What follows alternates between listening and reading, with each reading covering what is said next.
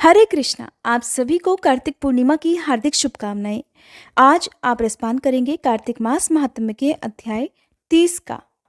आज साल का आखिरी चंद्र ग्रहण भी है। अगर आप चंद्र ग्रहण के बारे में जानना चाहते हैं कि चंद्र ग्रहण कब से लेकर कब तक दिखाई देगा, सूतक काल कब प्रारंभ होगा, कब समाप्त होगा, या फिर चंद्र ग्रहण से जुड़ी और भी अन्य जानकारी, तो हमारे चैनल पर पहले से अपलोडेड वीडियो और कार्तिक पूर्णिमा की कथा भी जरूर सुनिएगा।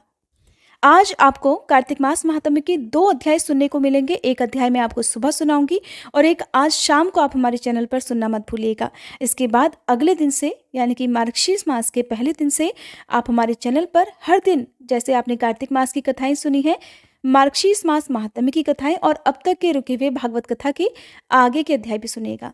अब तक तो आपने कार्तिक मास महात्म्य का वर्णन सुना, लेकिन कार्तिक मास की जो भी कथाएं श्री सूत जी महाराज ने नैमिषारण्य क्षेत्र में एकत्रित शौनक आदि 88,000 ऋषियों को सुनाई थी, उसके पीछे का महात्म्य और उसका रहस्य भी जानिए। भगवान वेद व्यास जी ने सूत जाति के रोमहर्षण की रुचि देखकर उन्हें अपना शिष्य बनाकर पुराण विद्या पढ़ाई। उनके पीछे उनका उद्देश्य था कि जो वेद विद्या से वंचित हैं उन्हें पुराणों के रूप में वेदों का अर्थ प्रदान कर उनका कल्याण किया जाए। रोमहर्षण जी सूत जाति के थे। क्षत्रिय पिता और ब्रह्माणी माता से उत्पन्न संतान सूत होती है, जिसका मुख्य काम सारथी बनना और वंश कीर्तन और स्तुति पाठ या इतिहास लिखना होता है। अब यहाँ पर ध्यान दीजिएगा कि वर्ण संकरता के कारण सूत जी को वेद के अध्ययन का अधिकार नहीं था, जबकि ब्राह्मण और क्षत्रिय दोनों को ही वेदाध्ययन का अधिकार है। परंतु फिर भी उन्हें इतिहास लेखन जैसा महत्वपूर्ण कार्य दिया गया था और ये ही राजाओं की पीढ़ियों की गिनती और उनकी गाथाएं लिखते और सुरक्षित रखा करते थे, जिससे स्पष्ट ये होता है कि वेद के अध्ययन का अधिकार न होना कोई ऊंच या नीच जाति होना तय नहीं करता था, बल्कि हर कोई वेदों का अध्ययन या इतिहास लेखन कर सकता है। रोमहर्षण जी वेद व्यास जी के प्रिय शिष्य थे। उन्होंने अपनी प्रतिभा के बल पर पुराण विद्या पर खुद के ग्रंथ भी रचे। उन दिनों पुराणों का वापस गठन होने के कारण ये एक नई विद्या थी और रोमहर्षण जी इस विद्या के प्रचार में बहुत प्रसिद्ध हो गए थे। उन्होंने 6 विद्वान ब्राह्मणों को अपना शिष्य बनाया। अब देखिए कि नीची समझे जाने वाली सूत जाति के ही विद्वान रोमहर्षण के शिष्य ब्राह्मण बने। तो यानी कि इससे साफ तो यही होता है कि वर्ण कोई ऊंच नीच की मानक नहीं थे, बल्कि अलग अलग अधिकारों को दर्शाते थे। भगवान श्री कृष्ण ने भी गीता में कहा है कि चातुर्वर्णम मया सृष्टम गुण कर्म विभागशः, अर्थात जिसका तात्पर्य है कि गुणों और कर्मों के अनुसार मैंने 4 वर्ण बनाए।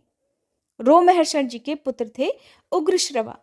उन्होंने अपने पिता से और पिता के शिष्यों से भी पुराण विद्या पढ़ी, इसलिए उन्हें पुराणों का पिता से भी ज्यादा ज्ञान हो गया था। पिता शेर तो बेटा सवा शेर। एक बार नैमिषारण्य तीर्थ में हजारों ऋषियों ने एक बहुत बड़ा यज्ञ का आयोजन किया। बहुत सारे यजमान जब यज्ञ करते हैं तो वो सत्र कहलाता है। अब ये यज्ञ 1000 दिनों तक चलना था।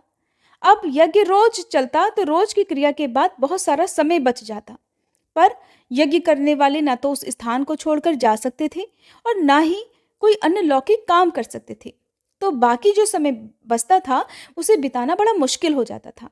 इसलिए ऋषियों ने उपाय सोचा कि महर्षि वेद व्यास जी ने जो नई पुराण विद्या रची है, बाकी बचे हुए समय में उसको ही सुन लिया जाए।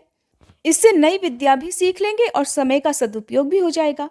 इसलिए बड़े आदर से उन्होंने रोमहर्षण जी को बुलवाया और एक ऊंचा आसन दिया और स्वयं सब नीचे बैठ गए। अब रोमहर्षण जी कथाएं सुनाते, बाकी सब उनकी सुनाई हुई कथा सुनने लगे। रोमहर्षण जी की पुराणों की कथाएं इतनी सुंदर होती थी कि सभी ऋषियों के रोम रोम हर्षित हो जाया करते, इसीलिए उनको रोमहर्षण कहा जाने लगा। यहाँ पर इससे भी पता चलता है कि प्राचीन भारत में जाति से ज्यादा गुणों का ही सम्मान किया जाता था।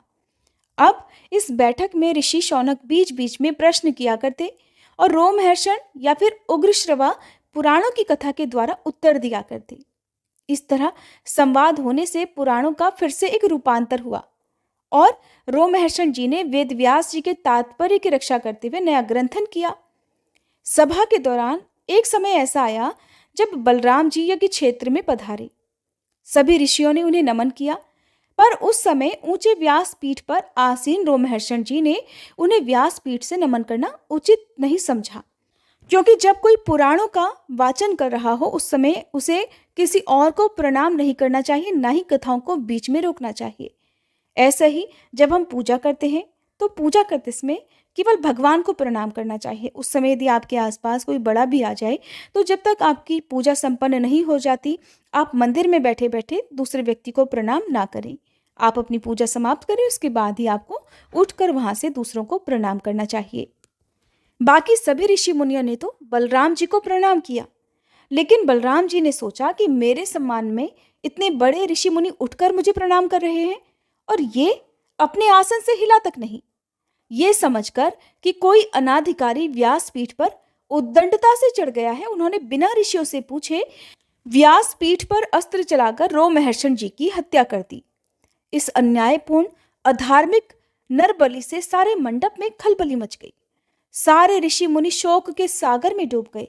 उस समय ऋषि शौनक बलराम जी से बोले कि आपने ये भयंकर अनर्थ किया है। रोमहर्षण जी भगवान वेद व्यास जी के पुराण शास्त्र पारंगत विद्वान शिष्य थे। भले ही जाति से वो ब्राह्मण नहीं थे, पर ब्राह्मणोचित विद्वता के कारण वे इस व्यास आसन पर बैठने के पात्र थे। व्यास आसन की मर्यादा और सम्मान के लिए रोमहर्षण जी आपके पधारने पर भी नहीं उठे और आपने इसे अपना अपमान समझकर उनकी हत्या कर दी। अब रोमहर्षण जी की हत्या से आपको ब्रह्म हत्या का दोष लगेगा। सिर्फ इतना ही नहीं, आपने साथ में हम ऋषियों और संसार का भी बहुत अहित किया है। उनके वध से पुराण विद्या के लोप होने का भय हो गया है। सुनकर बलराम जी तो महान शोक में डूब गए। फिर बोले, अपने इस महापाप का फल मैं अवश्य ही भोगूंगा, परंतु अब पुराण विद्या की रक्षा के लिए मैं क्या करूं? तब शौनक जी बोले, रोमहर्षण के पुत्र ऋषि उग्रश्रवा को आगे की पुराण कथा के लिए बुलाना होगा। वे भी महान पंडित हैं और हम इस विद्या का लोप कदापि नहीं होने देंगे। बलराम जी शौनक ऋषि के चरणों में गिर पड़े। फिर बोले, हे मुनिवर, आप उग्रश्रवा जी को बुलाकर इस व्यास पीठ पर बैठाइए। मैं उनके आसनासीन होने पर उनसे अपने अपराध की क्षमा याचना करूंगा और ब्रह्महत्या दोष के निवारण के लिए तीर्थों में घूम घूम कर प्रायश्चित करूंगा। तब ऋषि शौनक ने उग्रश्रवा को बुलवाकर सारी स्थिति उन्हें बताई और फिर उन्हें व्यास गद्दी पर बिठाया। बलराम जी ने अपने अपराध के लिए क्षमा मांगी और प्रायश्चित करने के लिए चले गए। देखिए कैसे अपने गुणों के आधार पर रोमहर्षण जी और उग्रश्रवा ने ब्राह्मण पद प्राप्त किया और श्री बलराम जी पर ब्रह्म हत्या का दोष लग गया। उस समय में प्रतिष्ठा प्राप्त करने और विद्या करने में जाति बाधक नहीं हुआ करती थी। फिर ऋषि उग्रश्रवा ने पुराण सुनाना आरंभ किया। आप आजकल जो भी पुराण सुनते हो उसमें कई जगह पर आपने रोमहर्षण जी का नाम सुना होगा, तो कई जगह पर उग्रश्रवा जी का नाम सुना होगा। ये था आज का अध्याय। अगर आपको ये वीडियो पसंद आई हो तो प्लीज़ वीडियो को लाइक करके हमारे चैनल को अभी सब्सक्राइब जरूर कर लीजिएगा, ताकि आने वाली सारी कथाएं भी आप हर दिन हमारे चैनल पर नियम से सुन सकें।